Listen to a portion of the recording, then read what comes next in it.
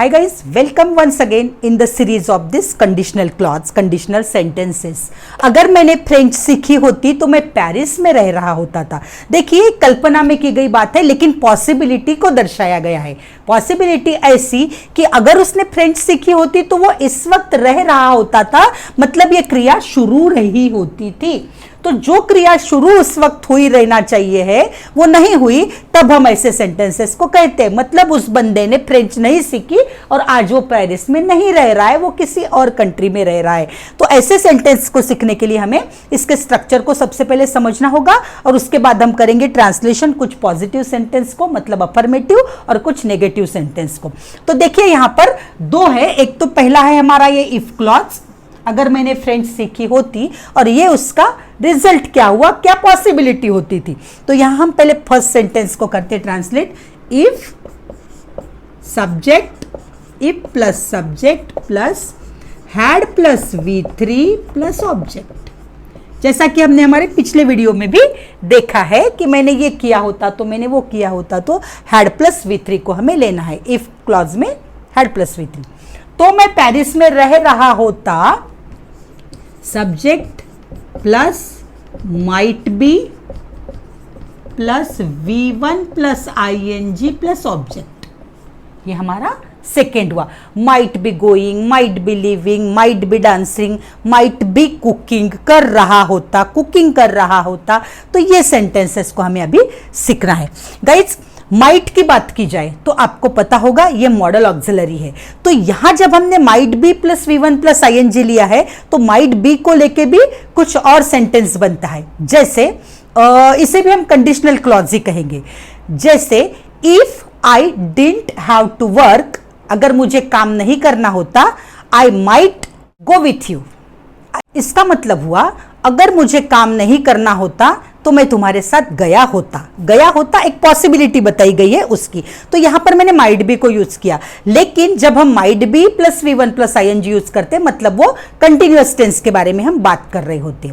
Guys ये तो हुआ माइट का फर्स्ट यूज जो अभी अभी मैंने बताया मॉडल ऑक्सिलरी में। सेकेंड यूज इसका होता है पॉसिबिलिटी के लिए। जैसे your wallet might be in the bedroom, तुम्हारा वॉलेट बेडरूम में हो सकता है, हो सकता है। तो यहां पर ये हमने इसका सेकेंड यूज देखा।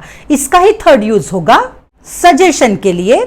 यू माइट विजिट जू ड्यूरिंग योर फ्री टाइम, मतलब एक सजेशन कहा गया है कि आप आपके फ्री टाइम में जू को विजिट कर सकते हो या जू वहां का देख सकते हो।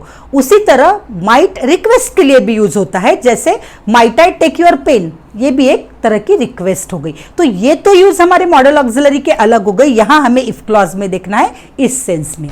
तो करते हैं हम इसको ट्रांसलेट। अगर मैंने फ्रेंच सीखी होती, if I had learned French, French language, if I had learned French, subject plus might be, तो मैं आई माइट बी क्या कर रहा होता, मैं लिविंग इन पेरिस। मतलब ये चीज नहीं हुई इसलिए ये नहीं हो पाई, या ये पॉसिबिलिटी होती थी अगर ये चीज होती थी तो। अगर शोएब ने मेरे लिए घर ढूंढा होता तो मैं उसके पड़ोस में रह रहा होता, उसने ढूंढा ही नहीं। तो if Shoaib had search a house for me,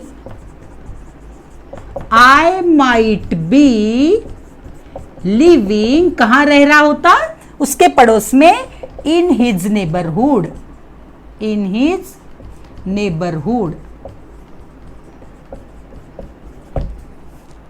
अगर वो थोड़ा तेज दौड़ा होता तो स्वर्ण पदक ले रहा होता था, अब वो सिल्वर मेडल ले रहा है। इस वक्त वो प्रोग्राम शुरू है, इमेजिन कीजिए आप कि कोई प्रोग्राम शुरू है और किसी बंदे को सिल्वर मेडल मिल रहा है। तो जो देखने वाले हैं वो बोल रहे हैं कि अगर इसने थोड़ा सा तेज दौड़ा होता तो इसे तो गोल्ड मेडल मिलना ही था। तो ये बात वहां पर पॉसिबिलिटी बताई गई है। तो if he had run little fast, थोड़ा सा तेज, if he had run little fast, he might be getting, taking कुछ भी लिख सकते हो आप, he might be getting gold medal.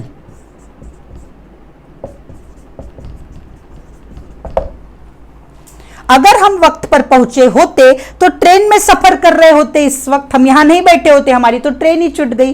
तो उस तरह से इफ वी हैड रीच्ड, देखो V3 ले रही हूं मैं हर जगह, if we had reached on time we might be traveling in the train right now.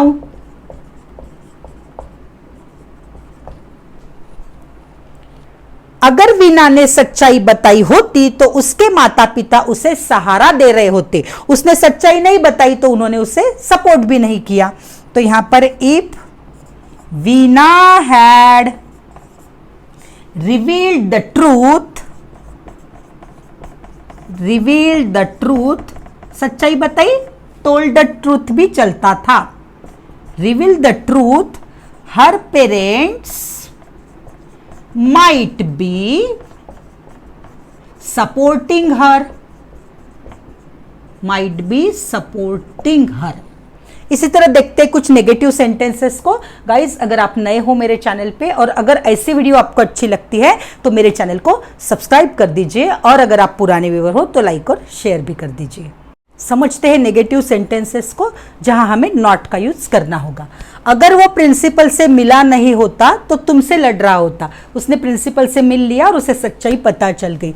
तो यहां पर फर्स्ट क्लॉज में हमें नॉट डालना होगा, सेकेंड क्लॉज में एज इट इज करना होगा। तो if he had not made the principal, he might be, लड़ रहा होता, पॉसिबिलिटी है, फाइटिंग विथ यू।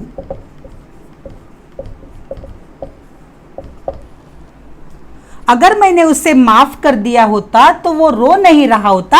अब यहां पर फर्स्ट सेंटेंस में अफर्मेटिव और सेकंड सेंटेंस में हमें नॉट लिखना है। If I had forgiven him, he might, अभी यहां हमें नॉट डालना होगा, might not be, he might not be crying. अगर तुमने मुझे याद दिलाया होता तो मैं घर में टीवी नहीं देख रहा होता, कोई कार्यक्रम का, में भी कोई प्रोग्राम का, मैं उस प्रोग्राम में होता। तो यहां पर फिर से हमें सेकंड सेंटेंस में नेगेटिव बनाना है। If you had reminded me,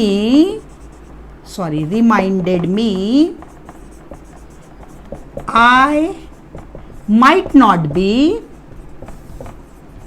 watching TV at home. बहुत आसान है गाइस, आपको सिर्फ माइट बी और फिर V1 प्लस ING को सेकंड में याद रखना है। और फर्स्ट में तो जैसे कि हमने पिछले वीडियो में भी बहुत सारे इफ क्लॉजेस को देखा है जहां पर परफेक्ट टेंस को यूज किया जाता है। अगर मैंने गुलाब के फूल उगाए होते तो मैं गुलाब खरीद नहीं रहा होता, मतलब मैंने मेरे ही गार्डन में उगाए होना चाहिए था। तो if I had grown roses, I might not be buying the roses. Might not be buying the roses. अगर उसके माता पिता ने उसे सही राह दिखाई होती या मार्गदर्शन किया होता तो वो गुनाह नहीं कर रहा होता। If his parents had guided him properly, ऐसे भी लिख सकते हो आप, he might not be committing crime। Committing word guys करना इस सेंस में आता है जो हमें हमेशा निगेटिव चीजों के लिए यूज करना है। करना किसी चीज को हम डूइंग क्राइम भी लिख सकते थे, लेकिन क्राइम, थेफ्ट, सुसाइड, ये जो नेगेटिव बातें हैं इसके साथ हमें कमिटिंग को ही यूज करना चाहिए, जिसका मतलब होता है करना। होप आपको ये वीडियो अच्छी लगी है। अगर अच्छी लगी है तो आपके फ्रेंड्स के साथ इसे शेयर कीजिए और आपके डे टू डे लाइफ में इसे अवश्य यूज कीजिए।